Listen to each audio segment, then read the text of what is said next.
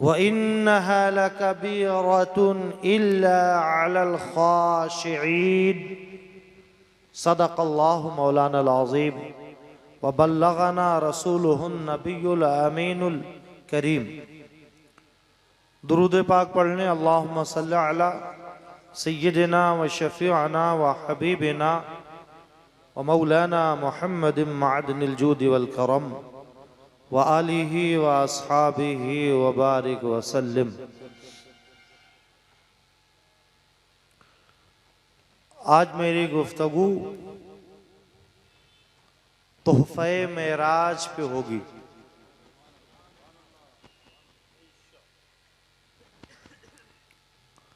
हजरत मूसा सवाल करते रहे, रब्बे अरेनी, अल्लाह दीदार करा दे। जवाब हुआ लन तरानी, तुम हरगिज मुझे देख नहीं पाओगे।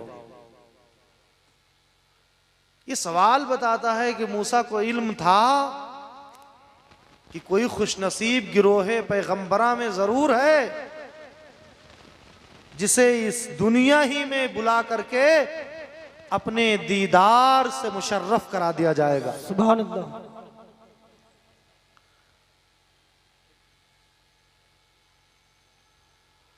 तो वारेनी कहते रहे, दीदार नहीं हुआ। एक भी रिवायत नहीं मिलती जिसमें पैगंबर ने मेराज की दुआ की हो। एक होता है मांगे मिलना और दूसरा बिन मांगे ही झोली भर देना। तो अल्लाह की कुल मखलूक में इस दुनिया में जो नेमत किसी को नहीं मिल सकी वो नेमत मोहम्मद मुस्तफ़ा के नसीब में आई सल्लल्लाहु अलैहि वसल्लम।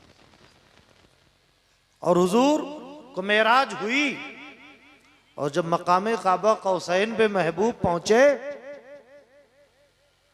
आपके यहां भी मेहमान आते होंगे तो आप गिफ्ट देते होंगे। वो अल्लाह का मेहमान बने, रब का मेहमान बने, तो अल्लाह ने जो तोहफा दिया। इमाम रब्बानी मुजद्दिद अल्फसानी बड़ी प्यारी बात कहते हैं कि खल्के खुदा में सबसे बड़ी जात मोहम्मद मुस्तफ़ा की जात। ऐसे ही आमाल में कह सकते हैं, तोहफों में कह सकते हैं, सबसे बड़ा तोहफा नमाज का तोहफा।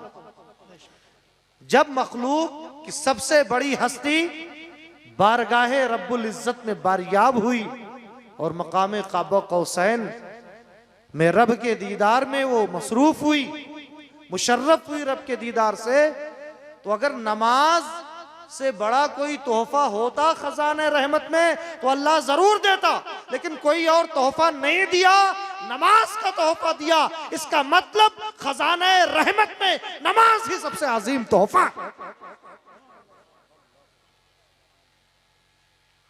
हम जिस जमाने में जी रहे हैं, 21वीं सदी है, 2025। ये वो जमाना है कि जब इंसान मटेरियलिस्टिक लाइफ जी रहा है, मादियत की तरफ तेजी से बढ़ रहा है।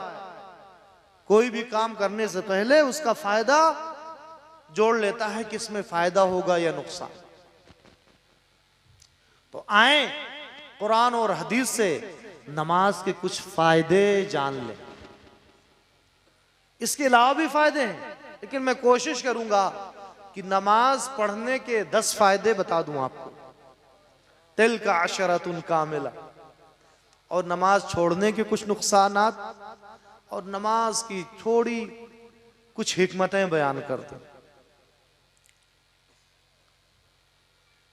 अल्लाह तबारक व तआला कलाम पाक सूरह बकरा में इरशाद फरमाता, हुदल लिल मुत्तकीन। नमाज हिदायत है उन परहेजगारों के लिए जो गैब पर ईमान रखते हैं और नमाज कायम करते हैं। व युकीमून सलाह, तो व युकीमून सलाह ये लफ्ज बताता है कि कुरान की सच्ची रहनुमाई उन्हीं को मिलती है जो नमाजों के पाबंद होते हैं। बेशक, सुभान अल्लाह। तो अगर कुरान से आपको रहनुमाई चाहिए तो नमाजी बनना पड़ेगा। और प्यारे आका और मौला सल्लल्लाहु अलैहि वसल्लम ने तो नमाज के बारे में फरमाया ना, अस्सलातु इमादुद्दीन, नमाज दीन का पिलर है, सुतून है, खंबा है। जिसने नमाज पढ़ी उसने अपने दीन को मजबूत किया। वमन तरकहा फक़द हदमद्दीन, और जिसने नमाज छोड़ दिया समझ लो अपने दीन की इमारत को उसने ढा दिया। दूसरा फायदा नमाज का यह है कि नमाज बेहयाई और बुरी बातों से रोकती है। अल्लाह फरमाता है इन्नस्सलात तन्हा अनिल फहशाई वल मुनकर, बेशक नमाज बेहयाई और बुरी बातों से रोकती है। अब आप ये कह रहे होंगे कि कोई नमाजी है बेईमानी भी करते, कोई नमाजी भी है वो सूद दी कारोबार करते, कोई नमाजी है वो झूठ भी बोलता है। तो जो नमाज पढ़ करके भी बुराइयों से नहीं रुकता तो समझ लो उसकी नमाज सिर्फ सूरतन नमाज है, और जिनकी नमाज उन्हें बुराइयों से रोक देती है तो ये नमाज की हकीकत है। अब अगर कोई नमाज भी पढ़ता बुराई भी करता है तो इसका मतलब ये नहीं है कि वो नमाज छोड़ दे, उसे बुराइयों को छोड़ना होगा। एक कहावत है, मा ला युदरकु कुल्लु ला युतरकु कुल्लु, जो चीज पूरी की पूरी ना मिले तो पूरी की पूरी हाथ से जाने भी नहीं देंगे। मिसाल के तौर पर आप किसी मैरिज हॉल में गए, खाना घट गया, कम पड़ गया, तो अब निकाह की शीरनी भी छोड़ के नहीं आएंगे, शीरनी मिल जाए। तो अगर नमाज आपकी जाहिर सूरतन नमाज है, हकीकतन नमाज नहीं है, तब भी आपको सूरत ही को कॉपी करना चाहिए, कॉपी करते रहना चाहिए। इस्लाम में बंदा कॉपी करते करते करते करते हकीकत और मंजिल तक पहुंच जाता है। सुभान अल्लाह, सुभान। अगर आप नमाज पढ़ते रहेंगे तो इंशाअल्लाह एक दिन हकीकत नमाज तक आप पहुंच जाएंगे, और नमाज आपको बेहयाई और बुरी बातों से रोक देगी। तो नमाज का दूसरा फायदा कि नमाज बेहयाई और बुरी बातों से रोक देती। अब तीसरा फायदा नमाज का कि नमाज पढ़ने से खुशू और खुजू की दौलत हासिल होती है, जो कामयाबी की गारंटी है, जमानत। खुशू खुजू मतलब दिल से अल्लाह की मोहब्बत और अल्लाह के अनवार में डूबकर बंदा सजदा करे, बंदा रुकू करे, बंदा तकबीर कहे। एक किताब आई है मार्केट में, बड़ा धूम मचा दिया, 7 हैबिट्स के नाम से, कि 7 कामयाब लोगों की 7 आदतें। और कुरान पाक में कामयाब लोगों की आदतों के बारे में, 7 हैबिट्स के बारे में जाने। कामयाबी के लिए कुरान पाक में 3 वर्ड्स यूज किए जाते। एक नजाह का लफ्ज है, एक फौज का लफ्ज है, और एक फलाह का लफ्ज है। नजाह कहते हैं वक्ती कामयाबी को। बच्चा इम्तिहान में पास हो गया, नजहा फिल इम्तिहान, कामयाब हो गया। उससे बड़ी कामयाबी होती है किसी ने फजीलत कर ली जामिया अशरफिया से, अलीमिया से, बरेली शरीफ से, अदफाजा, कामयाब हो गया। लेकिन नजाह के बाद भी नाकामी हो सकती है, और फाजा के बाद भी वो प्रैक्टिकल लाइफ में फेल हो सकता है। लेकिन एक तीसरी कामयाबी है कि जिसमें बैक गियर नहीं लगता है, कामयाबी ही कामयाबी है, उसके बाद नाकामी नहीं है। वो कौन सी कामयाबी है, इस कामयाबी को बयान करने के लिए अल्लाह ताला ने फलाह का लफ्ज फरमाया है। तदफलाहा, वो कामयाब हो गया। अल्लाह ने ताकीद भी फरमाया कि यकीनन वो कामयाब हो ही गया। इसीलिए नमाज में ये नहीं कहा गया हय्या अलन नजाह, हय्या अलल फौज, बल्कि कहा गया हय्या अलल फलाह। नमाज ऐसी कामयाबी अता करती है जिसके बाद नाकामी है ही नहीं। तो अल्लाह गारंटी लेता, क़द अफ़लहल मुमिनून, वो लोग कामयाब हो गए। वो मोमिन कौन? अल्लज़ीना हुम फ़ी सलातिहिम ख़ाशिऊन, जिनकी नमाजों में खुशू और खुजू है, वो दिल से नमाज पढ़ते हैं और रिया से, दिखावे के लिए नमाज नहीं पढ़ते, किसी के खौफ और डर से नमाज नहीं पढ़ते, दिल से अल्लाह की मोहब्बत में डूबकर उसका सजदा करते हैं। तो ये कामयाब मोमिन की पहली क्वालिटी क्या है कि उनकी नमाजों में खुशू और खुजू हो। नमाजों में क्या हो? खुशू और खुजू हो। वल्लदीना हुम अनिल लग़्व मुअरिदून, और वो मोमिन कामयाब हो गए जो लायानी और बेकार बातों से बचते हों। जो लायानी और बेकार बातों से बचते हो। हदीस पाक में मिन हुस्न इस्लामिल मर्इ तर्क मा ला यानी, सबसे अच्छा मुसलमान वो है जो लायानी, गैर जरूरी और बेकार बातों से दूर हो जाए। हम लोग झूठ और बेकार की बातों को क्या कहते हैं? ये जमाना ऐसा है कि जमाने में जितनी बेकार चीजें हैं उनके पैकेट बड़े अच्छे होते हैं, उनके नाम बड़े अच्छे, सूद का नाम पॉलिसी है, झूठ का नाम डीलिंग है। तो बेकार चीजों को हम लोगों ने क्या कह दिया? डीलिंग का नाम दे दिया। जबकि अल्लाह फरमाता है वो मोमिन कामयाब हो गए जो लग़्व और बेकार चीजों से, बेकार बातों से दूर रहते हैं। तीसरी क्वालिटी कामयाब मोमिनीन की, वल्लदीना हुम लिज़्ज़काति फ़ाइलून, और जिन्हें अल्लाह ताला ने मालिक निसाब बनाया है, साहिब निसाब बनाया है, वो अपने माल की ज़कात अदा करते हैं। ऐसे मोमिन भी कामयाब हो गए। वल्लदीना हुम लिफ़ुरूजिहिम हाफ़िज़ून, और चौथे नंबर पर कौन से मोमिन? जो अपनी शर्मगाह की हिफाजत करते हैं। शर्मगाह की मतलब ज़नाकारी से, मुश्तजनी से, या किसी भी ऐसे फेल से जो गैर फितरी है, वो बच जाते हो तो समझ लो वो कामयाब हो गए। और कामयाबी की गारंटी कौन ले रहा है? हमारा मौला ले रहा है और ऐलान फरमा रहा है, सनद दे रहा है, क़द अफ़लहल मुमिनून।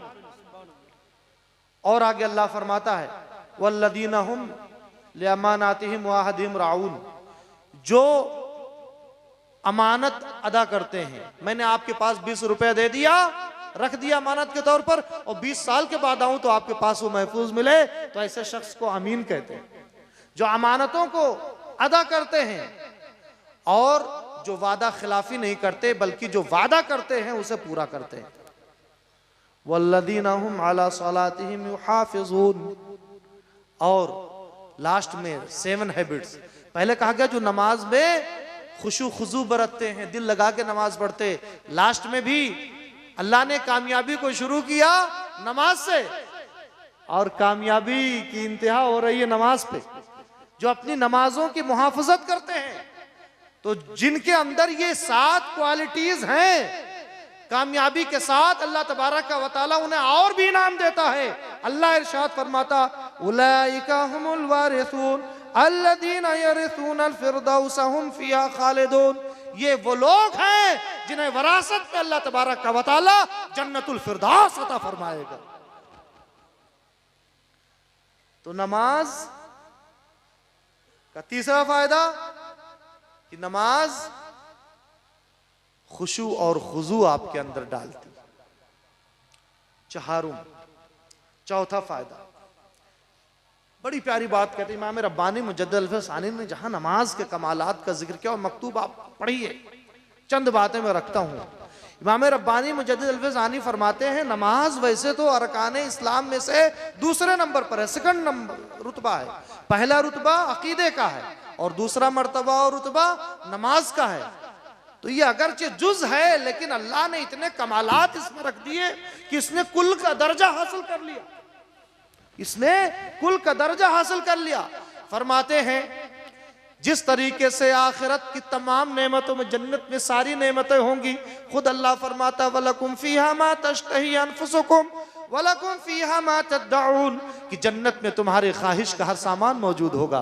दूध की नहरें होंगी, शहद की नहरें होंगी, जन्नत के महल्लात की एक ईंट सोने की होगी, दूसरी चांदी की होगी, गारा मुश्कंबर का होगा, और घास की जगह जाफरान वहां उगी होगी। तमाम ख्वाहिशें, तमाम नेमतें मौजूद होंगी, लेकिन इन तमाम नेमतों में सबसे बड़ी नेमत अगर कोई जन्नत में है, आखिरत में, तो दीदार इलाही की नेमत है। सुभान अल्लाह। दीदार इलाही की नेमत। तो जिस तरीके से आखिरत की नेमतों में सबसे बड़ी नेमत दीदार इलाही की नेमत है, ऐसे दुनिया की तमाम नेमतों में, तमाम अमाल में, खा वो हज का अमल हो, खा वो ज़कात का अमल हो, खा वो रोज़े का अमल हो, तमाम अमाल में, तमाम नेमतों में सबसे बड़ी नेमत अगर है तो वो नमाज की नेमत है। नारे तकबीर, नारे तकबीर, नारे रिसालत, मसलके आला हजरत, मदरसा नूरे मुस्तफा, हुजूर अमाने अहले सुन्नत, रसूल आजम कॉन्फ्रेंस, नारे तकबीर, नारे रिसालत। क्यों नमाज की नेमत? नमाज मेराजुल मोमिन है। नमाज जो मोमिनों की मेराज है। हुजूर की मेराज क्या थी कि हुजूर को माथे की आंखों से अपने रब का दीदार हुआ। यह अहले सुन्नत व जमात का अकीदा है। दुनिया में जितने भी अमाल हैं सवाब सब में है। ज़कात में दीदार इलाही नहीं है, हज में दीदार इलाही नहीं है, और चीजों में दीदार इलाही नहीं है। जिब्रील अमीन ने जो तीसरा सवाल किया था हुजूर से, मल एहसान या रसूल अल्लाह, या रसूल अल्लाह एहसान किस चीज का नाम है? तो आका ने फरमाया था एहसान ये है कि अल्लाह की इबादत ऐसे करो गोया अल्लाह का दीदार हो रहा है। सुभान अल्लाह। और अगर ये चीज पैदा ना हो सके तो ये चीज दिलो दिमाग में रहे कि तुम्हारा रब तुम्हें देख रहा है।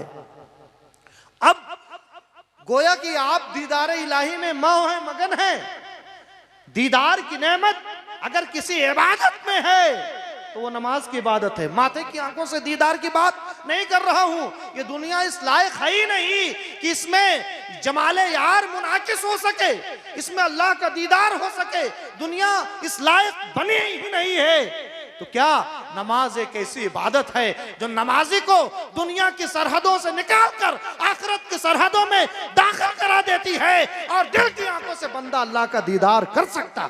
सुभान अल्लाह, सुभान अल्लाह। तो चौथा फायदा कि जिस तरीके से दीदार इलाही रूयत बारी आखिरत की सबसे बड़ी नेमत है, ऐसे दुनिया की नेमतों में नमाज की नेमत सबसे बड़ी नेमत है।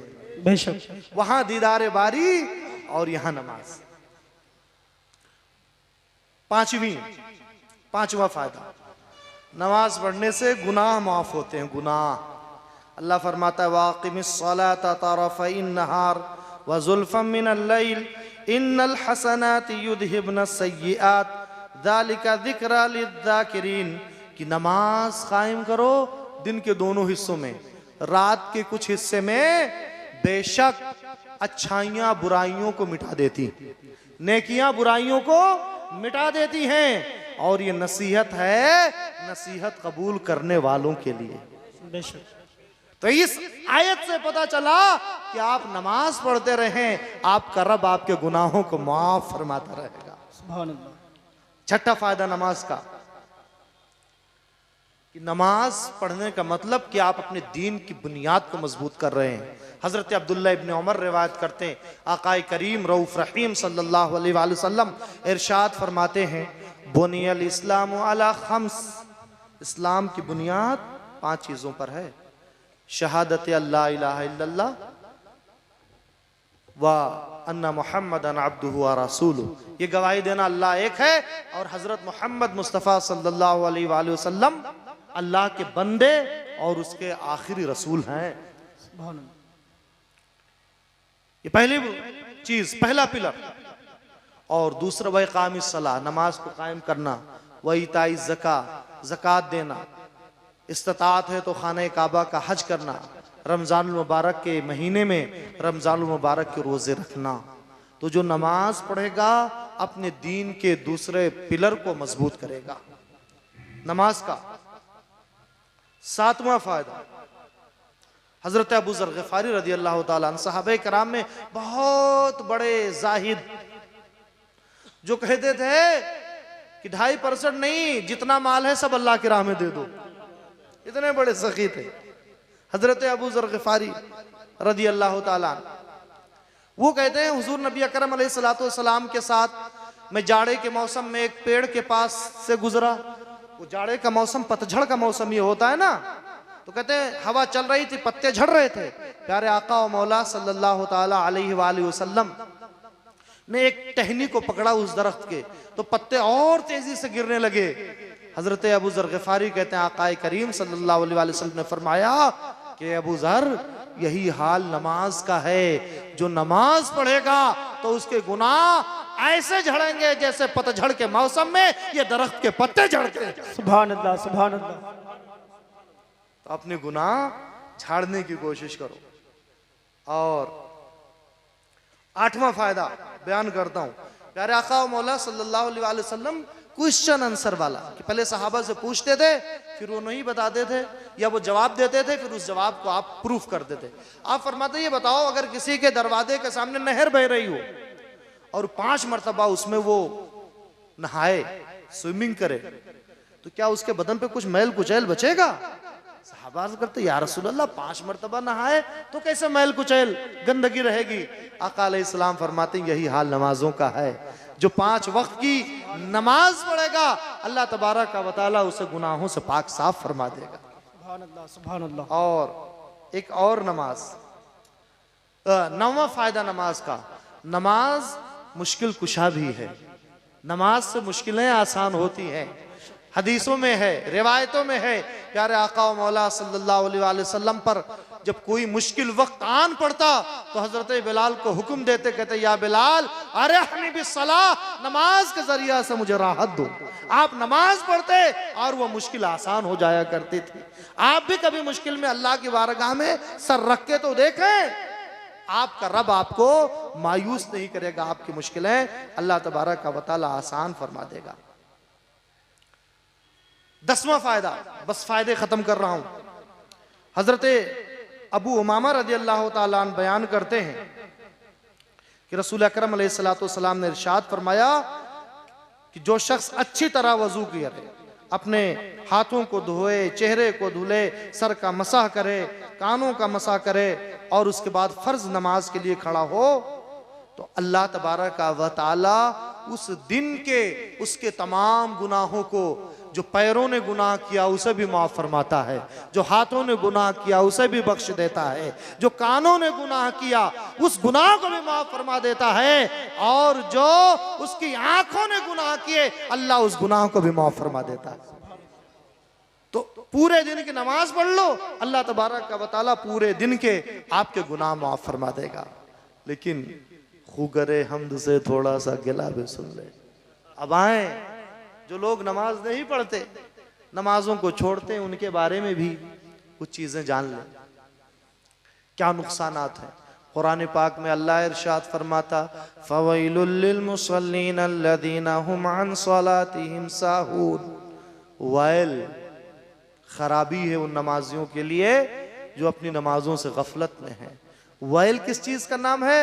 हमारे उलमा लिखते हैं, मुफस्सिरीन लिखते हैं, हुआ वादिन फी जहन्नम लौ जुइलत फीहा जिबालुल अर्द लमाअत ऐसालत, कि वैल दोज़ख की एक ऐसी खाई, एक ऐसी घाटी का नाम है कि अगर दुनिया के सारे पहाड़ मिलाकर उस वादी, उस घाटी, उस तबके में डाल दिया जाए तो सब उसकी तमाज़त, गर्मी, हरारत, शिद्दत और तपिश की वजह से मोम की तरह पिघल जाएंगे। बिरादरान मिल्लत इस्लामिया, ये दोज़ख की खतरनाक घाटी किनके लिए है? उन लोगों के लिए जो नमाज तो पढ़ते हैं लेकिन सही वजू करके नहीं पढ़ते हैं, जो कायदे से रुकू और सजदा करके नहीं करते, जो औकात गुजार करके नमाज पढ़ते हैं, उनके लिए है। अब आए उनके बारे में जाने जो सिरे से नमाज ही नहीं पढ़ते हैं। तो कुरान पाक में अल्लाह तबारक व तआला इरशाद फरमाता है, फी जन्नतिन यतसाअलूना अनिल मुजरिमीन मा सलककुम फी सक़र क़ालू लम नकु मिनल मुसल्लीन, कि जब जन्नती जन्नत में डाल दिए जाएंगे, दोज़खी दोज़ख में डाल दिए जाएंगे, तो अल्लाह तबारक व तआला जन्नतियों को हुक्म देगा कि वो दोज़ख वालों की तरफ झांक करके देखें। जब जन्नती जहन्नमियों की तरफ झांक करके देखेंगे, उनके अज़ाब का मुशाहदा करेंगे कि हर कोई चीख रहा है, चिल्ला रहा है, प्यास से तड़प रहा है, तो वो इतना पूछेंगे, मा सलककुम फी सक़र, ऐ दोज़खियों ये बताओ कौन सा अमल दुनिया में तुम्हारा था जिसकी पादाश में तुम्हें ये दोज़ख और दोज़ख का अजाब का सामना करना पड़ रहा है? तो बड़े हसरत और यास, बड़ी मायूसी के साथ वो अर्ज करेंगे, ऐ जन्नतियों सुनो, लम नकु मिनल मुसल्लीन, हमारी गलती, हमारा गुनाह इतना है कि या तो हम नमाज नहीं पढ़ते थे या नमाज का एतकाद नहीं रखते थे। ये कुरान पाक में एक जगह और अल्लाह इरशाद फरमाता है, फखलफ मिन बादिहिम खल्फ अदाउ सला वत्तबउ शहवा फसौफ यल्कौना गय्या। पिछली उम्मतों के बारे में कि उनके बाद कुछ नाखल्फ लोग आए, उन्होंने क्या किया? नमाजों को ज़ाये कर दिया, ख्वाहिशे नफ्स के पीछे चल पड़े, यानी जो मन ने कहा वही किया। मोमिन जो होता है कानून कायदे का पाबंद होता है। इस्लाम की जितनी भी इबादतें हैं सब नफ्स के खिलाफ हैं। सब मुकल्लफ बनाने का मतलब यह है कि आप नफ्स के खिलाफ करेंगे। इस्लाम की इबादत ये नहीं है कि जो मन चाहे वही करें और जो मन में ना आए वो ना करें। आपको सुबह फजर पढ़ना है, चाहे मन करे या ना करे, पानी ठंडा हो या गर्म हो। अगर कोई शरई उज़्र नहीं है तो आपको फजर में उठ के अल्लाह का सजदा बजा लाना है, अल्लाह की इबादत करनी। तो उनका अंजाम क्या हुआ? अल्लाह फरमाता है, फसौफ यल्कौना गय्या। तो दोज़ख की एक वादी है जिसका नाम गय है, वो गय में पड़ेंगे। गय कौन सी वादी है? अल्लामा सदरुल शरिया रहमतुल्लाह अलैह फरमाते हैं बहार शरीयत में, वो दोज़ख का एक ऐसी वादी है जिसमें कुआं है जिसका नाम हुबहुब है। जब दोज़ख की आग बुझने के करीब होती तो अल्लाह उस कुएं को खोल देता है, जिससे दोज़ख की आग पहले से ज्यादा तेजी के साथ भड़कने लगती है। इसमें किन लोगों को डाला जाएगा? इसमें बेनमाजियों को डाला जाएगा, जानियों को डाला जाएगा, शराबियों को डाला जाएगा, और जो लोग माँ बाप की नाफरमानी करते हैं उन्हें डाला जाएगा। तो ये उनके लिए है गैर की खतरनाक वादी। अब आप बताएं, बस आखिरी बात कह के गुफ्तगू खत्म कर दूंगा। इश्क़े रसालत का तकाजा ये है कि जब नमाज रसूलुल्लाह की आंखों की ठंडक है तो हमें रसूलुल्लाह की आंखों की ठंडक का सामान फराहम किया जाए। यह इश्क़े रसालत है। इश्क़े रसालत ये है, आका फरमाते हैं अंतुम फिस सलाम वंतज़रतुमुस सलाह, जब तक तुम मस्जिद में बैठ करके अगली नमाज का इंतजार करोगे तो इंतजार की घड़ी भी नमाज ही में गुजरेगी। तो मस्जिद में वक्त देना नमाज के इंतजार के लिए, ये इश्क़े मुस्तफ़ा है। आओ इश्क़े मुस्तफ़ा फारूक आजम से सीखें। फारूक आजम पर उनके कातिल ने हमला कर दिया है, जख्म इतना सख्त है, फिरोज अबू लूलू नामी शख्स ने हमला किया था, इतना सख्त हमला किया कि जो खाते हैं जख्म के रास्ते से निकल जाता, जो पीते हैं जख्म के रास्ते से बह जाता। वो फारूक आजम जिनके इशारे से कैसर और किसरा की सल्तनतें थर्रा उड़ती थी, वही फारूक आज बिस्तरे अलालत पर हैं। फारूक आजम अब बोल नहीं रहे। लोग चाहते हैं अमीरुल मोमिनीन की ज़बान खुले और ममलकत इस्लामिया में गुन नगमगी गूंज जाए। फारूक आजम बोल नहीं रहे हैं। हजरत मिस्वर इब्ने मखरमा जो फारूक आजम के मिजाज शनास थे, लोगों से कहते हैं घबराने की कोई बात नहीं, जब नमाज का वक्त हो तकबीर कही जाए तो जाओ फारूक आजम के कानों में नमाज का नगमा छेड़ देना।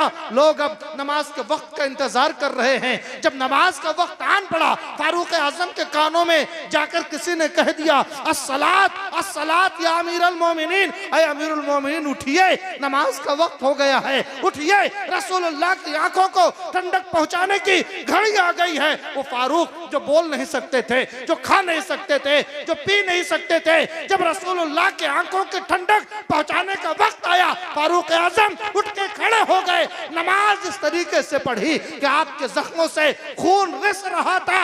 फारूक आजम ने नमाज पढ़ने के बाद रहती दुनिया तक अपने मानने वालों को जो पैगाम दिया वो ये था, ऐ मेरे मानने वालों सुनाओ, उस शख्स के इस्लाम में, उस शख्स के ईमान में कोई भी भलाई नहीं है जो नमाजों का पाबंद ना हो। वमा अलैना इल्लल बलाग। अस्तगफिरुल्लाह रब्बी मिन कुल्लि ज़ंबि व अतूबु इलैहि। ला इलाहा इल्लल्लाहु मुहम्मदुर रसूलुल्लाह।